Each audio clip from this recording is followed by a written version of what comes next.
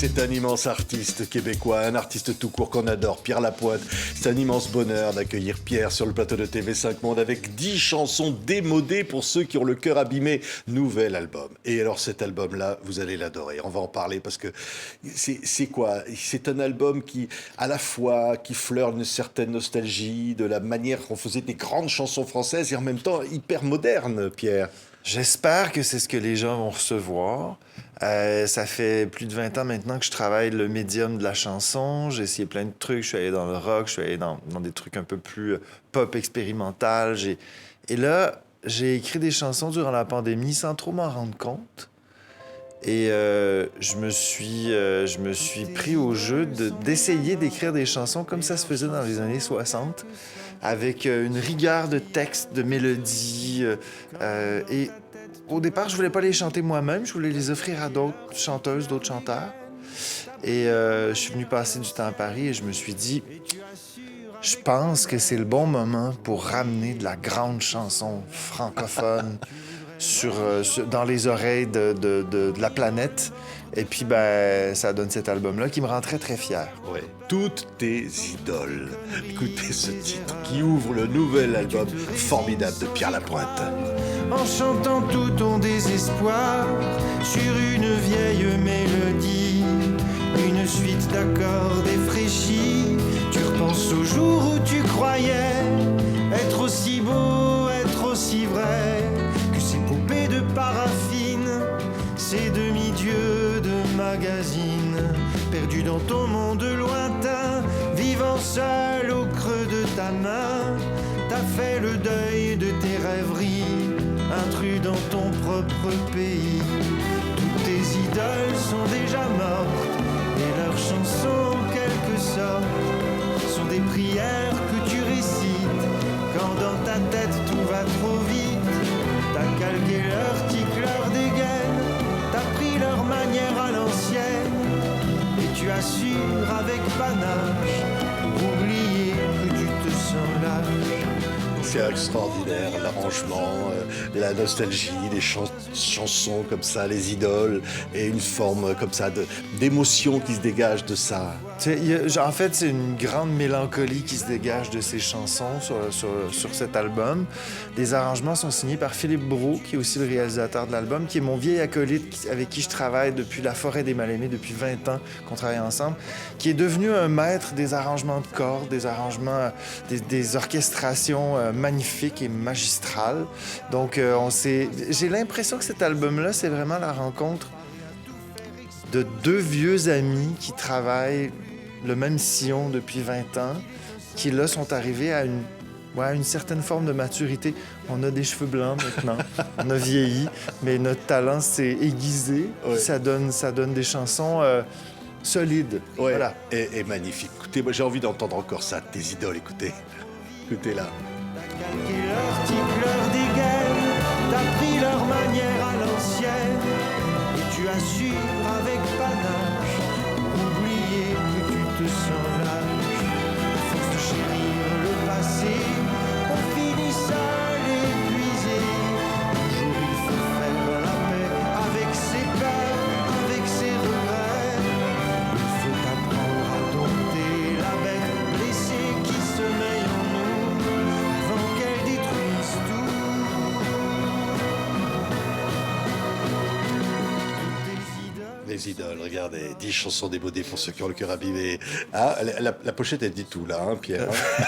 Oui, en fait... Un bouquet de fleurs dans la figure. Ouais, un bouquet de fleurs. Je dis un peu à la blague que c'est comme la poésie de la vie. C'est les merdes qui nous tombent en pleine gueule, qui viennent détruire ce qu'on avait comme plan. Et puis finalement, c'est même quand on est déçu, même quand on a mal, souvent c'est ce qui fait la beauté de la vie aussi. Les surprises, les obstacles, les choses tristes qu'on doit apprivoiser. Voilà. C'est vrai, Ouais. comme des pigeons d'argile. Pense à la maman, une maman. Mhm. Et effectivement, c'est une chanson aussi qui parle de ça.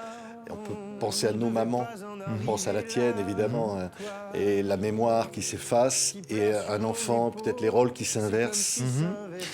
En fait, c'est, pour tout dire, ma mère a eu un diagnostic d'Alzheimer il y a à peu près 3 ans. Et ça a été un gros choc pour moi. Et ça fait des années que la chanson est mon métier. Et quand j'ai commencé, avant même de savoir que j'allais faire de la chanson, quand j'étais adolescent, je jouais du piano. Je disais à l'époque que ça me réparait. Je me réparais avec la caisse de résonance du piano. Les notes qui vibraient, ça m'apaisait. Et quand j'ai eu la nouvelle au sujet de la maladie de ma mère, j'étais vraiment sous le choc. Et puis je me suis dit, je vais recommencer à jouer du piano, pas pour écrire une chanson, mais bien pour me réparer. Et j'ai joué pendant des semaines et des mois, des bouts de mélodies qui ont fini par s'organiser. Ça a été une chanson qui est arrivée très, très lentement, mais l'émotion est très, très vive et je crois que ça décrit de façon assez juste ce que j'ai ressenti. Oui, regardez. J'avoue, je n'ai jamais vraiment compris ta façon de jouer avec la vie. T'as toujours cru que le bonheur avait un prix. Est-ce que c'était un pressentiment? Sentais-tu déjà les éléments attaquer ta mémoire comme un poison violent?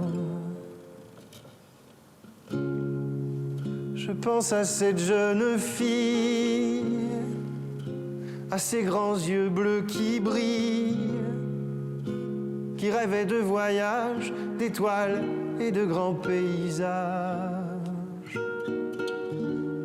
Aurait-elle fait les mêmes choix, mené les mêmes combats, si elle nous avait vu pleurer en ce moment, toi et moi?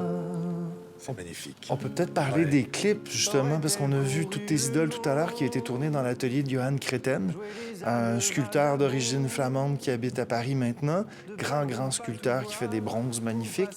Et ce clip-là a été, cette captation-là a été captée, a été tournée dans l'atelier de Jean-Michel Otoniel, un de vos grands sculpteurs français, les deux sont devenus de très bons amis que j'aime profondément, et ils ont accepté que je tourne dans leurs ateliers. Et pour moi, d'associer mes chansons à leurs œuvres, à la grandeur de leurs œuvres, ça m'émeut toujours beaucoup parce que j'ai toujours été un grand fan d'art contemporain. Et là, de compter parmi mes amis et puis de voir que dans mes clips, je peux faire connaître le travail de Jean-Michel Otoniel et de Johan Créten. Pour moi, c'est une grande fierté. Oui. Ouais. Tiens, on regarde encore quelques instants ce clip. Quand de ta mémoire, mon nom se sera effacé.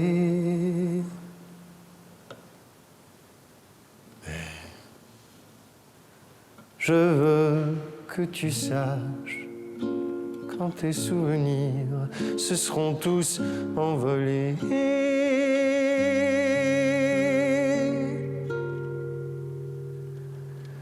que moi je serai là pour te les raconter.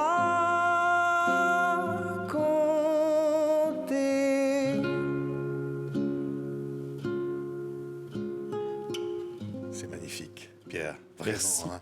Et une chanson, moi, qui m'a bouleversé, c'est Hymne pour ceux qui ne s'excusent pas. On a envie de lever le poing et on imagine que ça va chanter avec toi à l'Olympia. Ça va être le 12 mai, par exemple. Tournée formidable. Parce que cette chanson, elle est forte. C'est un peu en réaction à tout le mouvement, la jeune génération qui est arrivée avec une volonté de déplacer la honte sur les épaules des oppresseurs au lieu de la prendre sur eux. C'est sûr qu'étant gay, ayant vécu mon enfance, mon adolescence dans un milieu où il n'y avait pas de gays autour de moi, où j'étais coupé, ou même dans les médias, il n'y en avait pas à l'époque, ça a été très, très difficile. Et puis quand j'ai vu justement cette jeune génération arriver, puis aussi le mouvement MeToo, il y a eu pour moi, ça m'a un peu libéré de quelque chose. Et j'ai voulu écrire une chanson qui parle de tous ceux qui ont été opprimés dans leur vie, qui décident de se sentir forts avec leurs différences et d'être fiers de ce qu'ils sont. Ouais. Vos lois nous ferons rien. On va rester libre. Écoutez la voix de Pierre. Dans leurs yeux, ces pays intérieurs qui font fi des frontières, des règles et des lois dictées par vos faux rois. Voyez-vous dans leurs yeux la beauté de l'humain dans toute sa splendeur qui vous renvoie la honte et refuse la peur, et refuse la peur. Voyez-vous dans leurs yeux cette arrogance superbe, cette force naturelle de se tenir bien droit sous la pluie, dans le froid. Voyez-vous dans leurs yeux cette chance inouïe d'être simplement là, de faire partie de ceux qui ne s'excusent pas, qui ne s'excusent pas. Incroyable, Pierre. C'est une grande chanson, une autre grande chanson sur ce disque. C'est vrai que l'amour coule dans nos veines. Et au fond, c'est un amour universel de ces chansons pour ceux qui ont le cœur abîmé. Hein, elle est universelle. Ce message est universel, ce message d'amour. L'amour, oui, totalement. On a tous besoin d'amour, on rêve tous d'amour. Et c'est un de mes thèmes de prédilection, la mort, l'amour, le sentiment de rejet. C'est pas très joyeux comme ça, mais c'est ce qui m'obsède depuis le début. Et je dis toujours, bon là, dans le titre de l'album, on parle des cœurs, de ceux qui ont le cœur abîmé. C'est tout le monde. On a tous en nous un petit enfant blessé. On a tous des relations compliquées avec des ex, avec nos parents, avec notre amoureux, notre amoureuse actuelle. On a tous le sentiment d'être un peu à côté. Et c'est ce que j'essaie de faire. Je dis que j'écris des petits aveux de défaite. C'est un moment où un humain se regarde dans le miroir et se dit « Je suis pas aussi beau, pas aussi brillant, pas aussi fort que je le voudrais. » Mais dans ma tête, c'est là que l'être humain commence à être beau et fort. C'est quand il assume ses faiblesses. Et puis, ces chansons-là, j'espère réveiller ça chez les gens autour de moi. Ouais. Mon cœur veut crier pour tout ce que j'aime. Écoutez ça dans nos veines. Parle sans parler, jouant des éléments, usant de langage venant d'une autre planète. Moi, sans même savoir comment, je réponds en silence et se déclenche en moi de superbes tempêtes. Toi, tu joues avec la vie comme le ferait un enfant, faisant fi de tous les secrets, tous les mystères. Moi, je crois t'avoir croisé une nuit dans un rêve perdu quelque part entre Saturne et la Terre. L'amour coule. Mon cœur veut crier celui que j'aime. Hein? Le secret aussi, c'est de dire Oui. on garde en soi, mais à un moment donné, on a envie de dire ce qu'on a au fond. Ouais. Ben, la chanson Le Secret, c'est une drôle d'histoire parce que j'ai écrit cette chanson-là en pensant à une autre chanteuse, à une chanteuse que pas mal tout le monde connaît. C'était un exercice que j'ai fait justement parce que pendant la pandémie, j'avais du temps. Puis je me suis dit, imagine que tu écris pour quelqu'un d'autre. Et on ne sait pas grand-chose de sa vie personnelle. Et au final, ben, j'ai décidé de chanter la chanson moi-même et je l'ai laissée telle qu'elle. Donc cette chanson-là ne parle pas de moi puisque mon amoureux sait que je l'aime. Je lui dis à peu près 1 milliard de fois par jour. Et moi, je suis out et bien. Mais cette chanson-là, au final, quand on l'entend chanter par moi, on se dit, ah, c'est quelqu'un qui n'a pas fait son coming out, puis qui n'est pas capable d'assumer son amour et qui préfère vivre en silence, en secret, son amour. Voilà. Et c'est dans cet album-là. Pierre Lapointe, Le Secret. Les secrets ont cette qualité de rester muets. Mais j'avoue que j'ai un problème. Mon amour en moi se déchaîne. Mon cœur veut crier le nom de celui que j'aime et je lui en donne pas le droit. Et voilà. Et enfin, on n'a pas choisi sa gueule non plus. Hein, Pierre. On n'a pas... Non, on n'a pas rien choisi. Son père, sa mère, sa gueule, le nom qu'on nous a donné. On n'a rien choisi de ça. La chanson Arrête de sourire, Ouais. c'est une chanson qui, au départ, avait été faite pour Patrick Bruel. Patrick l'a sorti sur un album, je crois, en 2019. Patrick m'avait demandé des chansons et il m'a dit donne-moi des chansons que tu voudrais chanter. Je pense qu'il voulait surtout me dire donne-moi pas tes fonds de tiroir, donne-moi un truc qui te rend fier. Ça, Et je l'ai pris au mot. Maintenant que son album est sorti, que sa tournée s'est achevée et tout, puis qu'il y a eu un gros succès et qui m'a donné beaucoup de place sur cet album-là, parce que j'ai quand même fait 2 chansons paroles musique sur ce disque-là. je me suis permis de reprendre cette chanson qui, au départ, était pour Patrick. Je me suis pas rendu compte en l'écrivant comme c'était pas pour moi, mais je pense que je parle plus de moi dans cette chanson-là que j'aurais osé le faire normalement.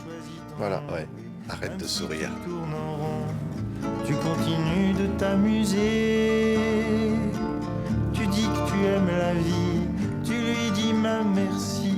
Quand elle t'envoie ses merdes, tu dis que c'est pour le mieux. Tu crois qu'on est ici, sur cette belle terre jolie, parce qu'on se doit d'apprendre à être heureux. Arrête de sourire. Quand je te vois, tu me donnes presque envie d'y croire, presque envie d'essayer de voir dans le noir. Moi qui me nourris rarement d'amour et d'espoir. Arrête de sourire. Moi je suis celui qui doute de tout malgré lui, qui se nettoie de ses péchés le soir sous la pluie, et qui se noie seul dans une mer de déni. C'est beau, hein, écoutez, 10 chansons démodées pour ceux qui ont le cœur abîmé. Je sais pas, j'ai regardé dans le dossier de presse, Pierre, évidemment, il y avait les mots, les noms de Brel, d'Aznavour, cités des grands chanteurs. On va entendre une autre voix, comme ça, peut-être aussi qui a influencé le jeune Pierre Lapointe. Quand il entendait ça à la radio, écoutez cette voix. Je ne me suis pas épargnée. Toute ma vie, je l'ai racontée, comme si ça ne se voyait pas, que la pudeur en moi n'existe pas. Et là, on sent voilà, c'est Ginette. Ginette Renault, bon, les gens... En France, elle est connue quand même, mais pas autant qu'au Québec. Au Québec, chez nous, c'est une déesse vivante. Il y a Céline, qui est une des plus grandes voix au monde. Ginette Renault était là un peu avant, pas mal avant même. Et Ginette, c'est une des très grandes voix, je pense, on peut dire à l'échelle planétaire aussi. Diane Juster a écrit au début fin des années 70, début 80, cette chanson-là. « Je ne suis qu'une chanson », c'est le titre de l'album et c'est le titre de cette chanson. Si vous ne connaissez pas, allez écouter. Ouais. C'est une des plus grandes chansons, je crois, que j'ai entendues dans ma vie. Et j'ai voulu, faire un clin d'œil, entre autres, à cette œuvre-là. C'est une chanson qui, pour moi, on peut qualifier cette chanson-là d'œuvre, de grande œuvre, dans les arrangements, dans l'intention. Et c'est drôle parce que chez moi, ce que ça a donné comme réponse, ça a donné la chanson « Madame, bonsoir », qui est une conversation avec la mort.